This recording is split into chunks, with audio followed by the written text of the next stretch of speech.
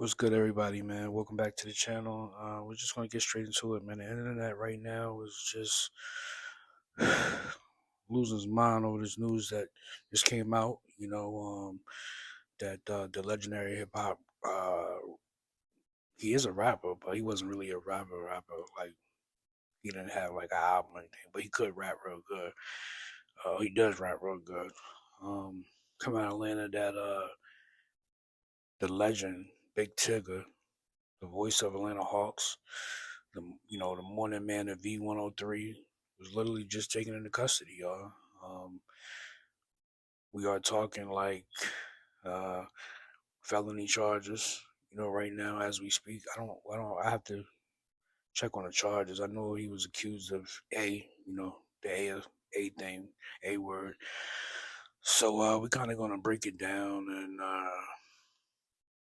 see what the documents are saying because the blogs are spinning things. But the paperwork doesn't lie. You know what I'm saying? So we're gonna get into what's going on.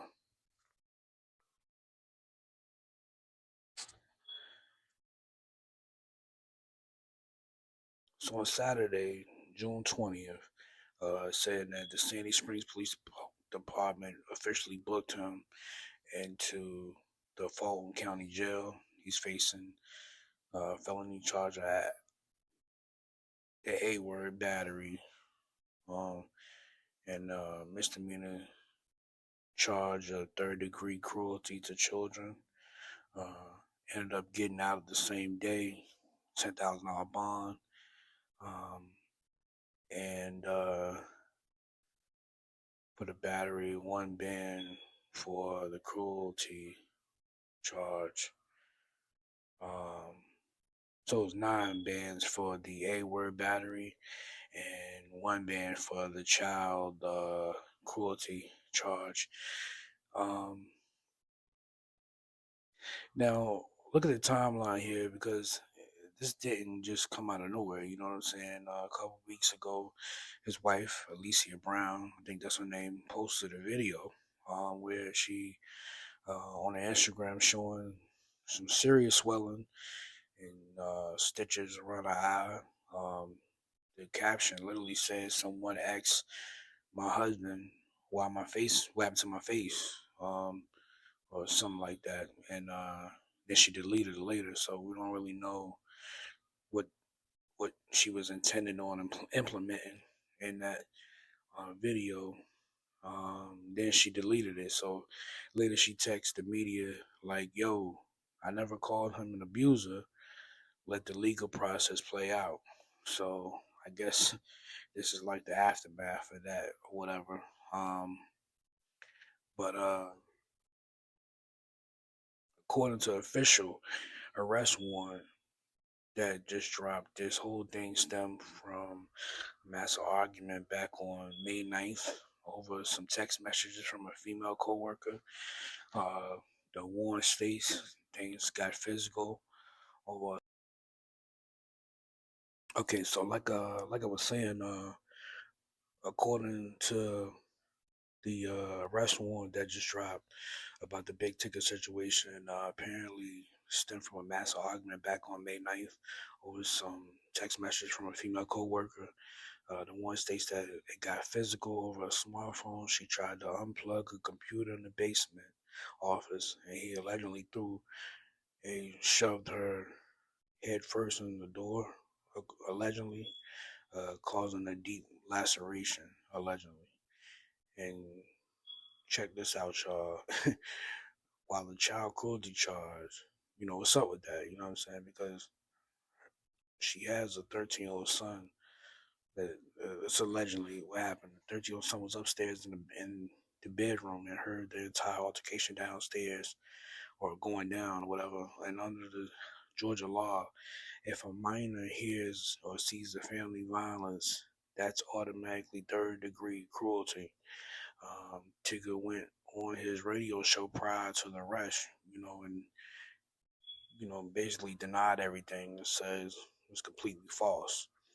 But right now the legal system is moving and he's off in air this week. So industry, just watching closely, seeing how things play out. So let's lock in about Big Tigger for a minute. You know, because completely out of left field with this, nobody saw this coming. You know what I'm saying? The man literally defined hip hop television for our generation. You know what I'm saying? And he had BET the basement. He was officially arrested in Sandy Springs. You know what I'm saying? Um, so it's just real crazy. Now let's pivot a little bit. Let's pivot a little bit into which was Clive Davis. The man passed away recently in June 2026 at the age of 94. Uh, uh, the hate for Clive Davis goes back to literally the start of his power in 1973. He got fired from CBS / Columbia Records because he allegedly used company funds to bankroll his own son's bar. You know what I'm saying? Allegedly. CBS literally sued him for the scheme uh, at least $20,000. He pleaded guilty to tax evasion later, but instead of getting kicked out of the industry, he's bounced back. Created Arista Records, which is a legendary record label. Man, they had monster hits records. That's one thing I ain't gonna deny. The boy was talented. The man was talented. But the real reason artists hated him uh, for his creative control. Clive Davis did not care about the artistic vision. Allegedly, he cared about the top 40 pop hits, which he should. You know what I'm saying? This is the record business. You know what I'm saying? Uh, this is not the friendly music business. This is about a business. The business word is the business part. You know what I'm saying? And so that was, and he broke the artist's spirit because he didn't really allegedly let them get control over their sound. Because a lot of them don't know what they're doing anyway. You know what I'm saying? Um, but so literally, he was absolute control in that studio. So as we all know, Clive Davis discovered the lovely, talented, uh, legendary Whitney Houston, and Whitney was the greatest voice of our generation, right? Clive Davis essentially manufactured her entire identity. He stripped away her R&B and gospel roots early on to make the white pop audiences more appealing. He was obsessed with her, you know, her her wonderful tenacity voice. As I say, he would force Whitney to record songs 8, 10, 12 times because the pitch of the hi hat or a single vocal choice wasn't corporate enough for him. You know, that's kind of what's typical when you go in the studio with the right ear person. So, you know, that's not really bashing Clive. That's praising him for having a good ear and being able to um, give you what you're supposed to be given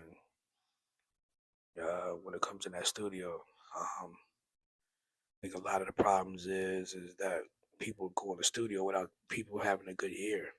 And that's why they come out the studio with no hits and they complain that the label ain't pushing them and giving them money. You know what I'm saying? Um, because they don't have a person in that studio with a good ear.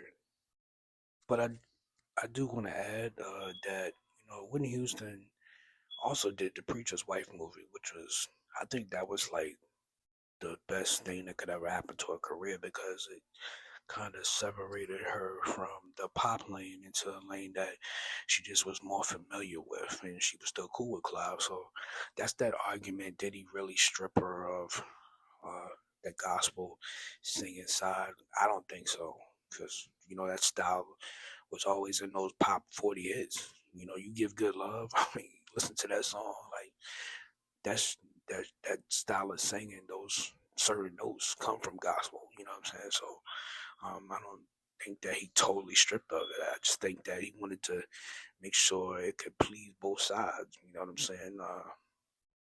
The Caucasian audience that's used to pop, soft rock, and I used to all that range of singing and runs. You know what I'm saying? Um, but I think The Preacher's Wife definitely was a movie where she could spread into um, singing with the lane that she's familiar with, which is gospel. Some people say, you know, like Clive, he gave us Tony Braxton and the Whitney Houstons and Kelly Clarkson. She went to war with him because he refused to let her write her own songs. Allegedly, he would tell mega stars like allegedly, "I don't care about your creative vision." Those are like the rumors that they was saying out there about him. He only wanted the hits. Um, that's like the average CEO that's owning a company has to pay bills. Bills can't get paid without the hits, hit records, you know what I'm saying? And let's not forget, what I'm saying, the Milli Vanilli situation. Clive and Aerosmith Records made hundreds of millions of dollars off Milli Vanilli. When it came out, that Fed Morvan and Rob Pilatus, I think that's his name, they weren't actually singing. Everybody remembers that video that circulated. You can find it on up here on YouTube. When it came out, Clive acted like he was completely blindsided to save his own reputation. He threw those two European kids directly under the bus, stripped them of the Grammys, and left them to run. While Arista kind of got the payoff. So they say. I don't really believe that. Just going off the he say, she say. I'm trying to give you the negative people uh, putting that dirt on his name. I don't believe that was the case, but I'm just giving you two sides of why people really don't. Um, just giving you two sides of why people didn't like Clive Davis. But everybody knows the number one reason why Clive Davis was most hated was pretty much the last thing that occurred later on in his life when Whitney Houston had passed away the night of the Grammys party, and he didn't stop the party; he continued partying. I think that's what she probably would have wanted. You know what I'm saying? To those parties is chance for people to come together and you know and fellowship with each other and they haven't seen each other in a long time, so they're just catching up, talking about good times, But this is the reality of the game, y'all. From Big Tigger's domestic violence downfall to the corporate guy Clive Davis passing away. Entertainment business is a busy going place, man. So drop a comment. Do you think Big Tigger's career is completely done after his war details? And how do you feel about Clive Davis' legacy? I know he's been most hated, but he's not really praised on the good ear and talent that he did give us. He did give us Alicia Keys, he gave us Whitney Houston, and so many other big name artists that went on to be successful on tour to this day. You know, but don't forget to hit the like button, subscribe, and hit the bell notifications. I'm out.